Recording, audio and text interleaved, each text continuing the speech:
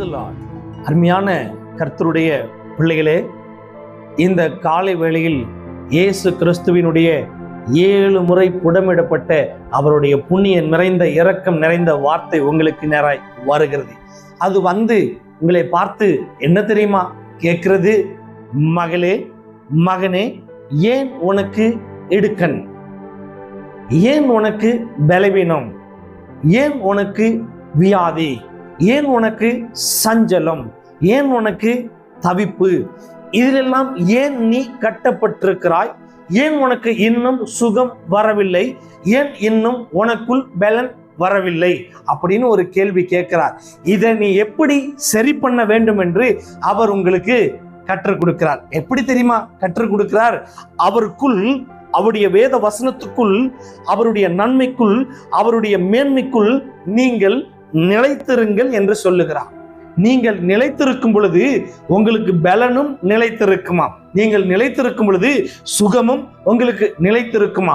அவருக்குள்ள நீங்க இருக்கும் பொழுதுதான் இவைகள் எல்லாம் உங்களுக்கு பரிபூர்ணமான விடுதலையோடு, சுகத்தோடு, மேன்மையோடு இறங்கி வரும் என்று இந்த காலை வேளையில உங்களை பார்த்து சொல்லுகிறார். இந்த வார்த்தையை சங்கீதக்காரனாகிய தாவீது அழகாய் எழுதி சொன்னார். எப்படி தெரியுமா சொன்னாராம்? வாசித்து பாருங்கள், தெளிவாய் கவனிங்கள். இது உங்களுக்கும் உங்கள் பிள்ளைகளுக்கும் உங்களுடைய வாழ்க்கைக்கும் பிரயோஜனமானது. நிச்சயமாய் கர்த்தர் உங்களுக்கு ஒரு புது பலனையும் புது மேன்மையும் கர்த்தர் உங்களுக்கு தரப்போகிறார். வாசிக்க கேட்போம். சங்கீதத்தின் புஸ்தகம் 73ஆம் அதிகாரம் அதில் 4வது வசனத்தை வாசித்து பார்க்கும் பொழுது, இந்த வசனத்தினுடைய காரியங்கள் இது தேவனின் கிரிகளாம், என் தேவனுடைய அற்புதங்களாம், என் தெய்வத்தினுடைய மேன்மையாம். என்ன சொல்லி இருக்கிறது வாசித்து பாருங்கள். மரண பரியந்தம் அவர்களுக்கு இடுக்கண் இல்லை, அவர்களுடைய பலன் உறுதியாயிருக்கிறது. நம்முடைய பலன் அவருக்குள்ள உறுதியா இருக்கணுமா? இன்னைக்கு அந்த உறுதி இல்லாதனால்தான் இடுக்கண்களும் இடறல்களும் பிரச்சனைகளும் நமக்கு முன்பதாக வந்து நிற்கிறது. ஆனால் இயேசு கிறிஸ்து உங்களை பார்த்து சொல்லுகிறார், உனக்கு பலன் வேணுமா? நீ உறுதியாயிரு, என் அற்புதத்தையும் அடையாளத்தையும் உறுதியாயிரு, எனக்குள் உறுதியாயிரு என்று சொல்லுகிறார். அந்த விசுவாசத்துல உறுதி அற்றவர்களாய் நாம் நிற்கும் பொழுது சுகம் ஒரு நாளும் இறங்கி வராது. அவர் உங்களை பார்த்து சொல்லுகிறார், நீங்கள் உறுதியாயிருங்கள், எனக்குள் உறுதியாயிருங்கள், என் ரட்சிப்பில் உறுதியாயிருங்கள், என்னுடைய மேன்மையில உறுதியாயிருங்கள், என்னுடைய அற்புத அடையாளத்துல நீங்க உறுதியாயிருங்கன்னு உங்களை பார்த்து இந்த காலை வேளையில உறுதியாயிருங்கள் என்று சொல்லுகிறார். அல்லேலூயா.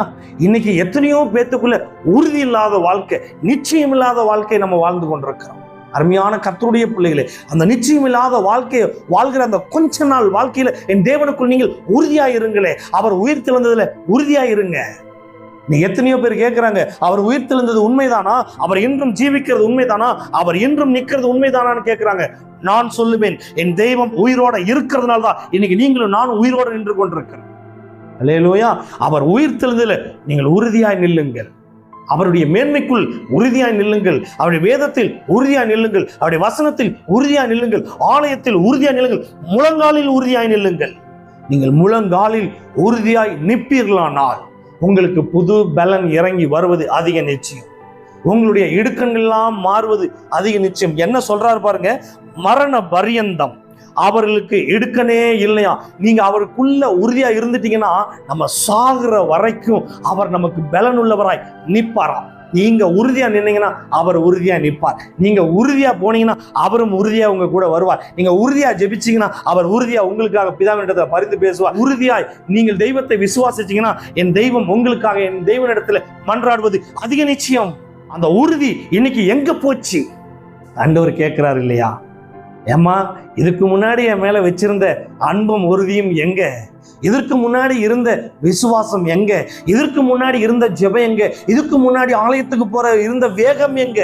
அருமையான கர்த்தருடைய பிள்ளைகளே, இந்த காலை வேளையிலே இயேசு கிறிஸ்துவினுடைய 7 முறை புடமிடப்பட்ட அந்த புண்ணிய வார்த்தை உங்களுக்கு நேராய் வருகிறது. அது என்ன அழகா கத்துக் கொடுக்குது பாருங்க. ஒரு உறுதி உங்களுக்கு வேண்டும். ஆலயத்துல உறுதியா இருங்க. ஒரு வார்த்தை உங்களுக்கு கசப்புள்ளதாய் வந்து விட்டால் அந்த உறுதி உங்களிடத்துல உடைந்து போகிறது. அது உங்களுக்கு பிரயோஜனமானது அல்ல. ஏதாவது ஒரு வார்த்தை உங்களுடைய ஊழியக்காரர் சொல்லிவிட்டா அந்த ஆலயத்தை விட்டே ஓடிடுறீங்க. அது உறுதி அல்ல. நீங்கள் உறுதியாய் நிற்கும் பொழுது கர்த்தர் உங்களுக்காக அநேக காரியத்தை உறுதியாய் செய்வார். உறுதியான ஒரு இடத்தை கொடுப்பார், உறுதியான ஒரு வீட்டை கொடுப்பார், உறுதியான ஒரு மனைவி கொடுப்பார், உறுதியான ஒரு குழந்தை பாக்கியத்தை கொடுப்பார், உறுதியான அநேக நன்மைகளை உங்களுக்கு கொடுப்பார். நீங்க ஒண்ணுதான், அவருக்குள்ள உறுதியாய் நிற்க வேண்டும். அவர் சொல்றாரு, நீ மரண பரியந்தம் உனக்கு நான் இடுக்கனே இல்லாம பண்றேன், இடுக்கண்கள் செய்யறவன் இல்லாமல் நான் பண்றேன், ஆனா எனக்குள்ள மட்டும் நீ உறுதியாயிரு. சின்ன வியாதி வந்துட்டா நம்ம விழுந்து போய் ஓடிடுறோம், பலவீனம் வந்துட்டா விழுந்து போய் ஓடிடுறோம். நீங்க அதுல உறுதி இல்லை. இன்னைக்கு தெய்வத்தை நீங்கள் உறுதியாய் பற்றி கொள்ளும் பொழுது, உறுதியாய் பற்றி கொண்ட அந்த மனதை உடையவனுக்கு தான் கர்த்தர் நல்லவராய் நிற்கிறார். அல்லேலூயா. நீங்கள் உறுதியாய் நிற்கும் பொழுதுதான் அவர் உங்களுக்காக உறுதியாய் நிற்பார். ஏதோ நம்ம பேர் கிறிஸ்துவர்களாய் வாழக்கூடாது, உலகத்துல ஒத்த வேஷம் தரிக்கிறவர்களாய் நம்ம வாழ கூடாது, வெள்ளை அடிக்கப்பட்ட கல்லர்களாய் நம்ம வாழக்கூடாது. என் தேவனுக்குள் உறுதியாய் இருங்கள், நிலையாய் நில்லுங்கள் என்று அவர் சொல்லுகிறார். அல்லேலூயா. நீங்கள் உறுதியாய் நிற்கும் பொழுது அவரும் உறுதியான ஆசீர்வாதத்தை உங்களுக்கு அனுப்புவது அதிக நிச்சயம். அதுதான் இந்த வேத வார்த்தையினுடைய மெயின் காரியம். என்னவென்று கேட்டால், தேவனுடைய மகிமையான பெரிய கிரிகள். நீங்க உறுதியா நின்னீங்கன்னா அவருடைய கிரிகள் இறங்கி வருமா? நீங்க உறுதியா இருந்தீங்கன்னா அவருடைய மேன்மை இறங்கி வருமா? நீங்க உறுதியா நின்னீங்கன்னா ஆசீர்வாதங்கள் இறங்கி வருமா? அல்லேலூயா. நீங்க உறுதியா இருக்கிறத பார்த்துதான் உங்களுக்கு ஒரு அற்புதத்தை செய்வார். இன்னைக்கு நீங்க ஒரு பல கம்பெனியில பல வகையான வேலைகளை நீங்க செய்து கொண்டிருக்கலாம். ஒரு வேலையில ஒரு மாசம் இருந்தீங்கன்னா உங்களுக்கு ப்ரமோஷன் வராது, சம்பளம் அதிகரிக்காது. ஒரு வேலையில நீங்க எத்தனை நாட்கள் நீங்க உண்மையா வைராக்கியமா உறுதியா இருக்கிறீங்கன்னு பார்த்துதான் உங்களுக்கு 2 வருஷமோ 3 வருஷமோ 4 வருஷமோ 5 வருஷமோ 10 வருஷமோ கழிச்சு தான் ஒரு உயர்வை கொடுக்குறாங்க, ஒரு மேன்மையை கொடுக்குறாங்க, ஒரு ப்ரமோஷனை கொடுக்குறாங்க, ஒரு பண உயர்வை கொடுக்குறாங்க. அருமையான கர்த்தருடைய பிள்ளைகளே, இது உலகத்துக்குரிய வேலை, இது உலகத்துக்குரிய மேன்மை, இது உலகத்துக்குரிய உறுதி. ஆனா என் தேவனுக்குள் நீ உறுதியாய் இருப்பீர்களானால், என் தெய்வத்துக்குள் நீங்கள் உறுதியாய் இருப்பீர்களானால் அவர் நிச்சயமாய் உங்களுக்கு ப்ரமோஷனை கொடுப்பது அதிக நிச்சயம். அவருக்குள் உங்களுக்கு அநேக ஆசீர்வாதத்தை கொடுப்பது அதிக நிச்சயம். உலக வாழ்க்கைக்குரிய அத்தனை காரியத்திலே உறுதியை எதிர்பார்க்கிற ஒரு மனிதர்கள் அநேக கூட்டங்கள் இருப்பார்களானால், உங்களிடத்தில் அநேக காரியத்தில் உயர்வை கொடுக்க வேண்டும் என்று என் தேவன் உங்களுடைய உறுதியை எதிர்பார்ப்பது அதிக நிச்சயம் அல்லவா? அல்லேலூயா. உங்களுடைய உறுதியை பார்த்துதான் என் தேவன் உங்களுக்கு ஆசீர்வாதத்தையும் நன்மையும் கட்டளிடுவார். இன்னைக்கு சபைக்கு ஓடுறாங்க, நாளைக்கு கர்த்தர் அற்புதத்தை செய்துவார், நாளானைக்கு கர்த்தர் அற்புதத்தை செய்துவார். அல்ல, நீ உறுதியா இருக்கிறியா? ஞானஸ்தானத்துல உறுதியா இருக்கிறியா? திருவிருந்துல உறுதியா இருக்கிறியா? எனக்குள்ள உறுதியா இருக்கிறியா? என் உயிர்த்தெழுதல் உறுதியா இருக்கிறியான்னு என் ஆண்டவராக இயேசு கிறிஸ்து உன்னை பார்ப்பார். வேதம் சொல்லுகிறது, அவர் உங்களை நிதானித்து அறிகிறார். மனுஷனை ஏமாத்திரலாங்க, வேர்ட் ஆஃப் காடையும் ஒருத்தரும் ஏமாத்த முடியாது. அல்லேலூயா. மனுஷங்கிட்ட சொல்லலாம், நான் இத்தனை வருஷம் இருக்கிறேன்னு அக்ரிமெண்ட்ல கையெழுத்து போடுறேன், இத்தனை வருஷம் நான் இதுல இருக்கிறேன் அக்ரிமெண்ட்ல கையெழுத்து போடுறேன்னு நீங்க எங்க வேணாலும் எது வேணாலும் சொல்லி நீங்க தப்பிச்சு ஓடிடலாம். என் தெய்வத்துக்கிட்ட ஒரு நாளும் அது பலிக்கவே பலிக்காது. அவருடைய அக்ரிமெண்ட்ல கையெழுத்து வாங்குறாருன்னா உன்னுடைய உறுதி அவர் பார்ப்பார். நீ எந்த அளவுக்கு அவருக்குள்ள உறுதியா இருக்கிறன்னு உன் உறுதியை பார்த்துதான் உனக்கு பலன், சுகம், ஆரோக்கியம், மகிழ்ச்சி, நிம்மதி, சந்தோஷம் எல்லாம் அவரிடத்திலிருந்து வரும். உங்களுடைய உறுதியை பார்த்துதான் உங்களுக்குரிய மேன்மை இறங்கி வரும். தெய்வம் எவ்வளவு அழகா இந்த காலை வேளையில உங்களுக்கு ஒரு வார்த்தையை கற்றுக் கொடுக்கிறார் பாருங்க. மரண பரியந்தம் அவர்களுக்கு இடுக்கனே இல்லை. நீ சாகுற வரைக்கும் உனக்கு வியாதி இல்லை, சாகுற வரைக்கும் பலவீனம் இல்லை, சாகுற வரைக்கும் உன்னுடைய சரீரத்தில் இருக்கிற அவைகள் கெட்டு போவதில்லை. உறுதியாய் நில். உன் உறுதியை பார்த்து கர்த்தர் அற்புதத்தை நிச்சயமாய் செய்வார். அது எந்த மாற்றம் இல்லை. தாவீதின் உறுதியை பார்த்தார், கர்த்தர் உயர்த்தினார். யாக்கோபினுடைய உறுதியை பார்த்தார், கர்த்தர் உயர்த்தினார். ஈசாக்கினுடைய உறுதியை பார்த்தார், கர்த்தர் உயர்த்தினார். அல்லேலூயா. ஜெபத்தில் உறுதியாய் தரித்து நில்லுங்கள், கர்த்தர் உங்களுக்கு மேன்மை கொடுப்பது அதிக நிச்சயம். அதில் எந்த ஒரு மாற்றமும் கிடையாது. இது ஜீவனுள்ள வார்த்தை, இது கிறிஸ்துவின் ஜீவனை கொண்டு நான் சொல்லுகிறேன். உங்களுக்கு நிச்சயமாய் சமாதானத்தின் ஆவி இறங்கி வருவது அதிக நிச்சயம். நீங்க நினைக்கிற மாதிரி கிடையாது. இயேசு கிறிஸ்து பேர் கிறிஸ்துவாய் வாழாதீர்கள். உண்மையும் ஒத்துமாய் அவருக்குள் நீங்கள் நிலைத்திருக்கிறதே அவர் விரும்புகிறாராம். நீங்கள் நிலைத்திருக்கும் பொழுது உங்களுக்கு அநேக ஆஸ்திகளும் அந்தஸ்துகளும் அநேக ஞானங்களும் அநேக புத்திகளும் மேன்மையான படிப்புகளும் மேன்மையான அறிவுகளும் மேன்மையான வேலைகளும் மேன்மையான நன்மைகளும் உங்களுக்காக உறுதியாய் நிற்பது அதிக நிச்சயம். அல்லேலூயா. இது தேவனுடைய வார்த்தை. இது நிலையற்றவர்களாய் நாம் வாழக்கூடாது. காலையில ஒரு பூ பூத்து சாயந்தரம் காய்ந்து போகிற உறுதி நம்மளுக்குள் இருக்கக்கூடாது. என் தேவன் உங்களுக்காக மனிதன் வேடமெடுத்து உறுதியாய் வந்து நின்றார். வாழ வைக்க வேண்டும், ஒரு சமாதானத்தை கொடுக்க வேண்டும், ஆறுதல் கொடுக்க வேண்டும், சந்தோஷத்தை கொடுக்க வேண்டும், உங்களை எந்த வியாதியும் இல்லாம காப்பாற்ற வேண்டும் என்று சொல்லி அவர் கடைசி சொட்டு ரத்தத்தையும் சிந்துகிற வரைக்கும் அவர் உறுதியாய் நின்றார். அவர் ஒரே ஒரு நிமிஷம் அவருக்கு வலிக்குது என்று சொல்லி அவர் கையை உருவி இருந்தார்னா இன்னைக்கு நீங்களும் நானும் இல்லை. இன்னைக்கு உங்களை உயிரோடு நிறுத்தி வச்சிருக்கிறதுக்கு காரணம் அவருடைய உறுதி. அவருடைய உறுதியில் அவர் நின்றார். அருமையான கர்த்தருடைய பிள்ளைகளே, இந்த காலை வேளையில என் இயேசு கிறிஸ்துவுக்குள் ஒரு உறுதிமொழி எடுத்து உறுதியாய் நில்லுங்க. அப்பா, நான் வேதத்தை உறுதியாய் வாசிக்கிறேன், நான் ஜெபத்தை உறுதியா பண்றேன், ஆலயத்துக்கு நான் உறுதியா போறேன்.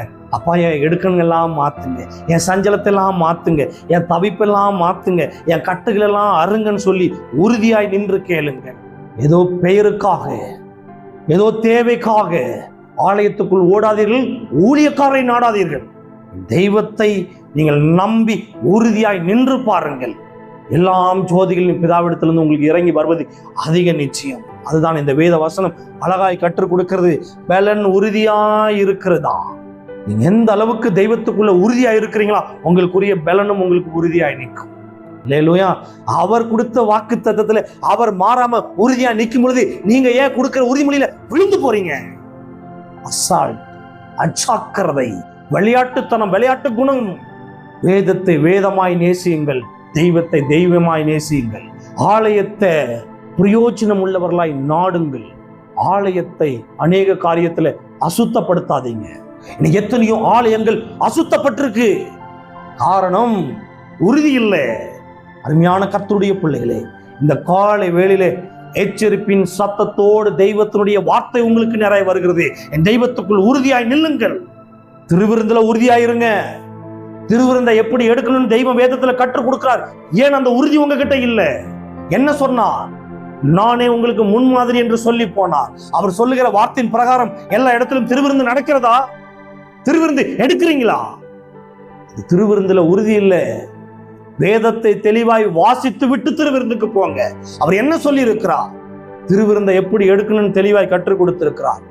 நான் செய்கிறது போல நீங்களும் செய்யுங்கள் என்று கற்றுக் கொடுத்திருக்கிறார். திருவிருந்துல உறுதி இல்லாம, அவருடைய ரத்தத்துல உறுதி இல்லாம, அவருடைய மாம்சத்துல உறுதி இல்லாம, அவர் உயிர்த்தெழுதல உறுதி இல்லாம நீங்க வாழ்ந்து கொண்டிருக்கிறீங்க. ஞானஸ்தானத்துல உறுதியா நில்லுங்கள். அவர் ஞானஸ்தானம் எப்படி எடுக்க வேண்டும் என்று அவர் மனிதன் வேணும் எடுத்து உறுதியாய் வந்தவர் காட்டிட்டு போனார். நான் செய்கிறது போல நீங்களும் செய்யுங்கள் என்று சொல்லிட்டு போனார். ஞானஸ்தானத்தை முறைப்படி எடுத்து திருவிருந்தை முறைப்படியா எடுக்கிறதுக்கு நீங்கள் உறுதியாய் நில்லுங்கள். அவர் உங்களை பார்ப்பார், அவர் உங்களை பார்ப்பார்.